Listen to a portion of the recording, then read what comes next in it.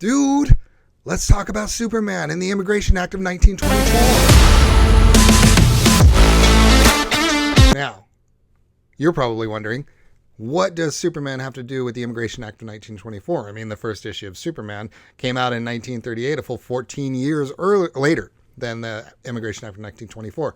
How could that be related? I'm so glad you asked, because in the Immigration Act, it was passed by Congress, and it was meant to curtail the amount of immigration we were having coming into this country at that time, especially Eastern Europeans, and among them, the Jewish population. It really meant to curtail them.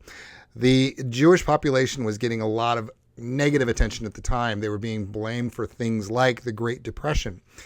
And this act was meant to preserve American homogeneity, which is kind of ironic because I think the strength of America is our diversity, right? So there is no real American homogeneity. We are an amalgam of all these different races, cultures, ethnicities, religions that make us who we are and make us a great country.